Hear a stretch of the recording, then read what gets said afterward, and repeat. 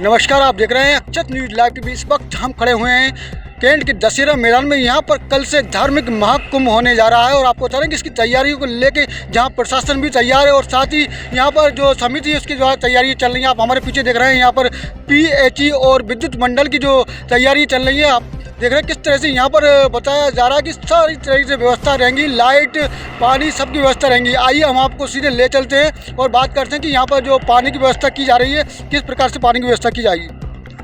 ये अपन टोंटियाँ लगा रहे हैं, 70 टोंटियाँ यहाँ लगाएंगे, बाकी टैंकरों से सप्लाई करेंगे अपन। और सारी व्यवस्थाएं पानी की हम कर ली है। आपका नाम? गणपत सिंह कुशवाहा, कौन सी PHE। ये देखिए PHE की पूरी तैयारी चल रही है। यहाँ पर 70 टोटियाँ लगाई जाएंगी। इस धार्मिक आयोजन में कोई भी कमी नहीं होगी। हमारे आप पीछे देख रहे हैं किस तरह से पूरी तैयारियाँ यहाँ पर चल रही हैं। और आप हमारे पीछे देख रहे हैं ये टेंट लगाया गया है जहाँ पीछे कथा होगी। यहाँ पर गोसाई पंडित जी महाराज 7 दिन तक कथा करेंगे। इसके बाद 10वें दिन यहाँ यानी 10 तारीख को यहाँ पर बागेश्वर धाम के धीरेन्द्र शास्त्री जी का दिव्य दरबार लगेगा।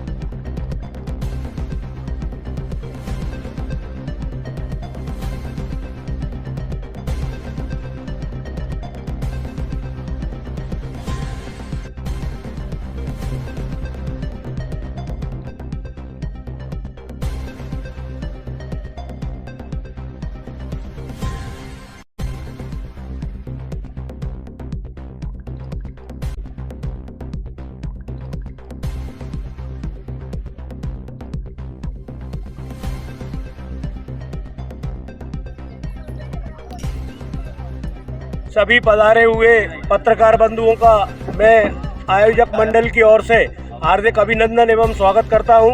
आप हमारे अल्प प्रयास से अल्प बुलावे पर उपस्थित हुए, बहुत बहुत धन्यवाद, बहुत बहुत साधुवाद। कार्यक्रम की रूपरेखा कुछ इस प्रकार है कि कल सुबह 7 बजे श्री लक्ष्मी नारायण मंदिर से कलश यात्रा प्रारंभ होगी। कलश यात्रा का रूट लक्ष्मीगंज, हमारा लक्ष्मी नारायण मंदिर से गुरुद्वारा होते हुए लक्ष्मीगंज सदर बाजार हाट रोड होकर दशहरा मैदान पहुंचेगी। और दशहरा मैदान के लिए हम जो इधर से हमारा नेहरू पार्क से कैंट साइड से आएंगे और परशुराम चौराहे पर जो गली निकलती है उससे हम कलेक्टर बंगले के पास से होते हुए दशहरा मैदान पहुंचेंगे। और इसके उपरांत यहाँ पर सभी कलश यात्रा में शामिल हमारी माताएं, बहनें और हमारे कार्यकर्तागण, शहर के जो भी प्रबुद्धजन, जो भी धर्म प्रेमी बंधु शामिल होंगे उनके लिए भंडारे का आयोजन रहेगा।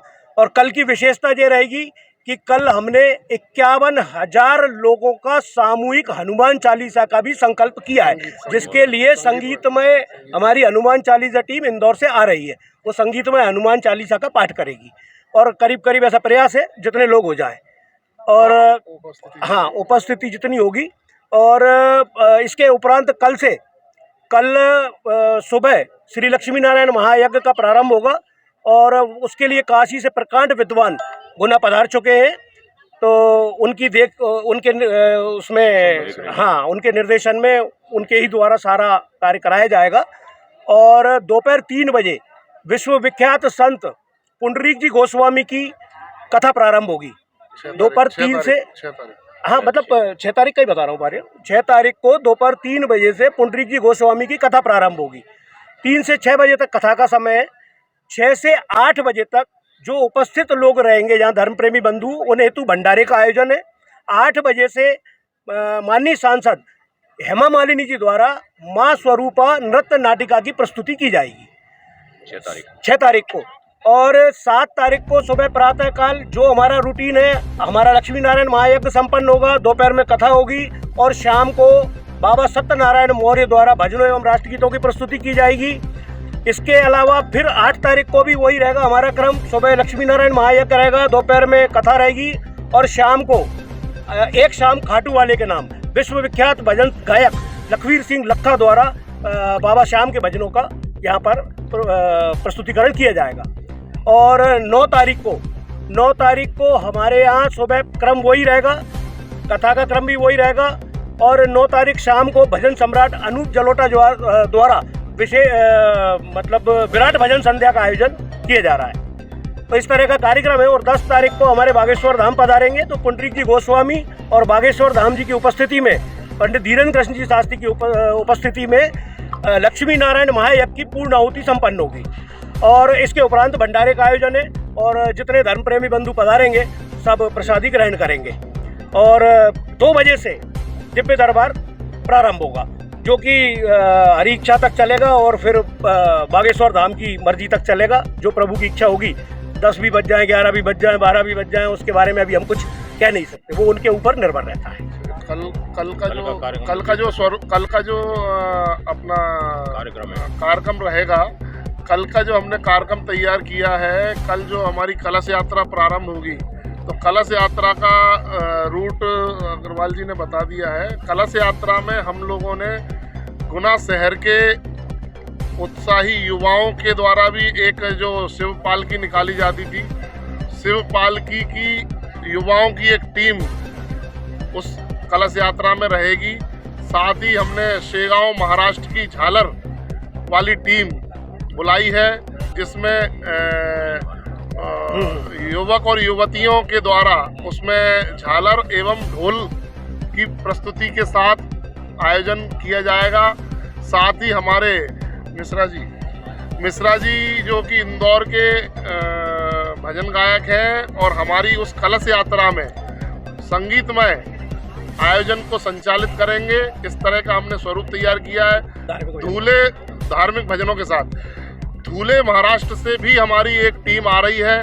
इन सभी लोगों के लिए हमने व्यवस्थाएं उपलब्ध कराई हैं। आज संभवतः ये सारी की सारी टीमें शाम तक गुना पहुंच रही हैं और गुना में जैसा कि हमारा देश का एक और हमारे वरिष्ठ जनों का एक नारा रहता है कि अतिथि देवो भव, तो हम सभी लोग, हमारे जो अतिथि आ रहे हैं, हम उन सभी अतिथियों का स्वागत करेंगे, सम्मान करेंगे।